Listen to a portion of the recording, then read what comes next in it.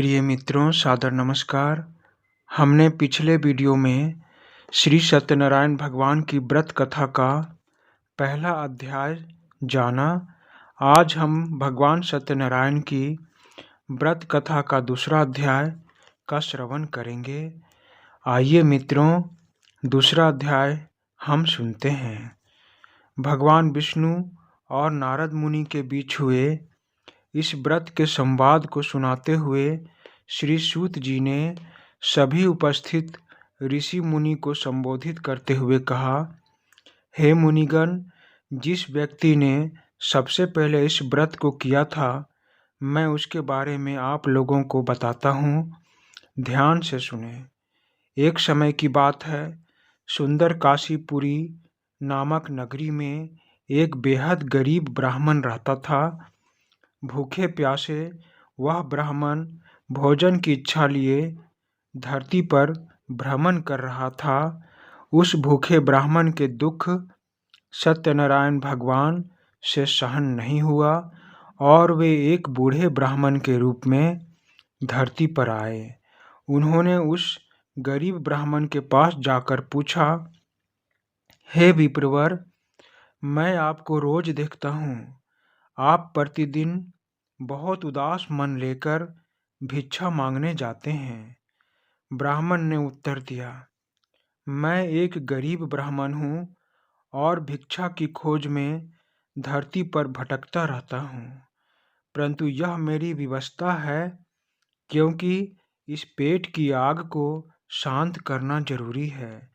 यदि आप वृद्ध ब्राह्मण के पास कोई ऐसा उपाय है जिसे करने से मेरी दरिद्रता दूर हो सके, तो कृपया मुझे बताएं।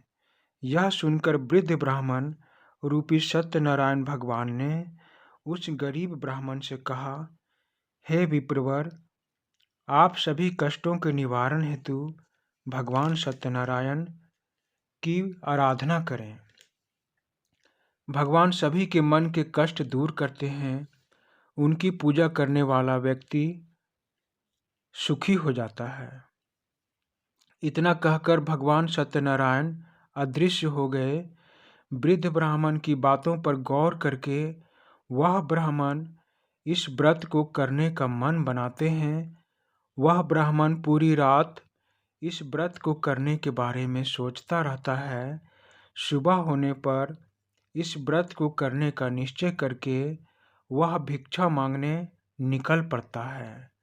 अन्य दिनों की अपेक्षा उस दिन ब्राह्मण को ढेरों भिक्षा प्राप्त हुई। उस भिक्षा और अपने परिजनों की सहायता से किसी तरह ब्राह्मण ने सत्यनारायण भगवान की पूजा की।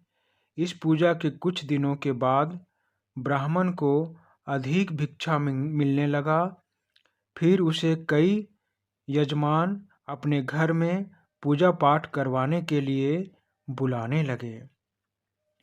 धीरे धीरे उस ब्राह्मण के अच्छे दिन आने लगे और वह धनवान हो गया। अब वह ब्राह्मण नियमित रूप से प्रत्येक माह एक बार सत्यनारायण पूजा करने लगा। श्री सूत जी ने आगे कहा, हे मुनिगण, इस प्रकार जो कोई भी सच्ची श्रद्धा के साथ श्री सत्यनारायण भगवान की पूजा करेगा, वह सभी प्रकार के दुखों और पापों से मुक्त हो जाएगा।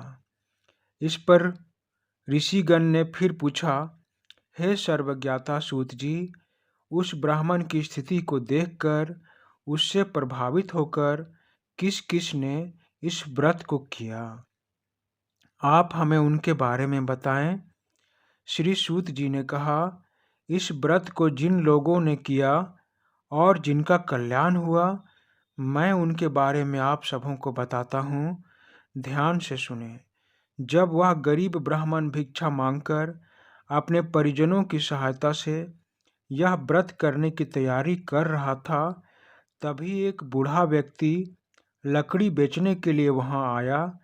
उसने लकड़ियों के गट्ठर को ब्राह्मण के घर के बाहर रखकर कौतूहलवश ब्राह्मण के घर के आंगन में आया। वह लकड़हारा प्यासा था। उसने देखा कि ब्राह्मण सत्यनारायण भगवान की पूजा कर रहे हैं। लकड़हारे ने ब्राह्मण को नमस्कार करके पूछा, हे मुनिवर, आप यह कौन सा तप कर रहे हैं और इस पूजा को करने से क्या फल मिलेगा? लकड़हारे ने कौतूहलतावश ब्राह्मण से प्रश्न किया। इस प्रश्न का उत्तर देते हुए गरीब ब्राह्मण ने कहा, हे, यह सत्यनारायण भगवान का व्रत है। इसे करने से मन की सभी इच्छाएं पूरी होती है तथा सारे कष्ट दूर होते हैं। इसीलिए मैं इस व्रत को कर रहा हूँ। ब्राह्मण की बात सुनकर लकड़हारा बहुत खुश हुआ।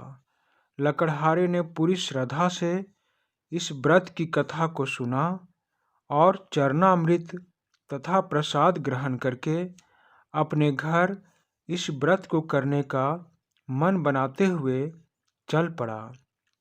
घर पहुंचकर लकड़हारे ने निश्चय किया कि किसी भी हाल में मैं इस व्रत को अवश्य ही करूंगा। यह सोचकर अगले दिन वह लकड़ी को बेचने शहर में चला गया। वहाँ बड़े धनवान व्यक्ति रहते थे, इसीलिए उसे पहले से के अपेक्षा उस दिन ज़्यादा धन प्राप्त हुए। उस धन से लकड़हारे ने गेहूं का आटा, केला, घी, शक्कर, दूध सहित सत्यनारायण व्रत में लगने वाले सभी सामग्रियों को खरीदा। फिर उसने अपने परिजनों के साथ पूरी विधि विधान से इस व्रत को किया। इस व्रत के प्रभाव से धीरे धीरे वह लकड़हारा धनवान बन गया। अब उसे लकड़ी बेचने के लिए गांव या शहर में भटकना नहीं पड़ता था।